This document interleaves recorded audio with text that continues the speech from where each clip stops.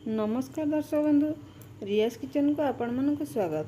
आज मैं बनवाई जाऊँगी चिल्ली छतु। तेज आसत जाना यार प्रस्तुत प्रणाली। ये मो चिल्ली छतु बनवाई बटम छतु को भल भाव धोईकी ये काटी रखी। ये मुझे कॉर्नफ्लोर आ मैदा रखी। ये रखी चिल्ली पाउडर आ गरम मसला। ये रखी पियाज को किसी स्क्वायर साइज काटिकी। ये किसी कटा पियाज रखी, किसी कटा रसुण आ अदा रखी। ये किसी कैप्सिकम आ कंचा लंका को काटी रखी। ये सोया सॉस आ चिल्ली सॉस टमाटो सॉस रखी। आसतु जानिबा यार प्रस्तुत प्रणाली। ये मु 5 चम्मच कॉर्नफ्लोर रे 3 चम्मच मैदा पकाउछि। ये मु 1 चम्मच चिल्ली पाउडर पकाउछि, हाफ चम्मच गरम मसला पकाउछि आउ 1 पिंच फूड कलर पकाई नेउछि। एबे एथिरे मु स्वाद अनुसार लूण पकई अल्प अल्प पानी दे भल भाव गोले नेउछि। एबे हमर बैटरटी प्रस्तुत हो जाइछि। सेथिरे मु एबे छतु सब को पकई भल भाव मिसई नेउछि एवं 10 मिनिट पर्यंत मैरिनेट कर रखि देउछि। एबे मु कड़ाई रे किछि तेल पकई सेथिरे छतु सब को पकई नेउछि एवं छतु गुडी को भल भाव छाणी नेउछि।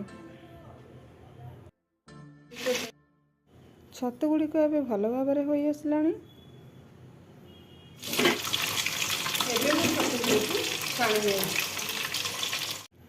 देखंतु एही परी मु सब छतु को छाणी नेली। एबे चलंतु चिल्ली छतुर प्रस्तुत करिबा। एठी मु किछि कड़ाई रे सोरिष तेल नेउछि, आपन चाहिले रिफाइन नै परिबे।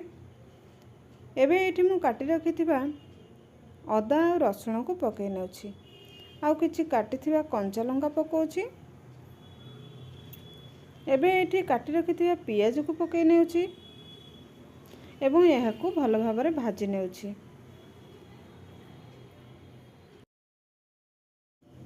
एठी मु काटी रखिथिबा कैप्सिकम को पकई नेउछि एवं स्क्वायर साइज रो काटिथिबा पियाज सब को पकई नेउछि। एबे एहाकू मु भल भाव भाजी नेउछि। एहाकू हाई आंच रे करिबा जहाद्वारा कि हमर टेस्ट बहुत बढ़िया आसीबो। एबे एथिरे मु किछि लूण पकई नेउछि, आपण माने मध्य आपणक स्वाद अनुसार लूण पकई नेबे एवं एहाकू गोल्डन ब्राउन कलर हेबा पर्यंत भल भाव भाजी नेबे। एबे मु पियाज और कैप्सिकम टिके सिझिबा पई 1 मिनिट पर्यंत घोड़े नेउछि। एबे आसंद देखिनेबा आमर पियाज और कैप्सिकम टिके सिझिलानी कि नहीं। ए देखंतु दर्शक बंधु, पियाज और कैप्सिकम भल भाव होई गलानी।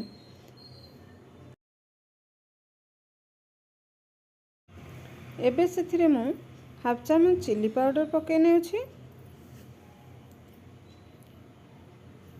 टिके फूड कलर पकई नेउछि जहाद्वारा कि आमर भल कलर आसीबो। एबे एथिरे मु रखिथिबा सॉस सब को पकई नेउछि।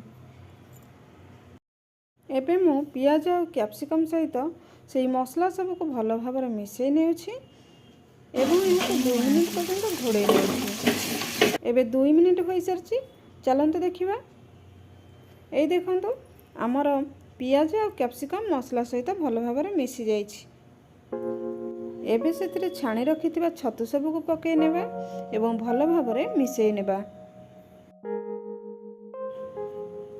एबे एथिरे मु गोळेई रखिथिबा कॉर्नफ्लोर को पकई नेउछि एवं छतु सहित एहाकू भल भाव मिसई नेउछि।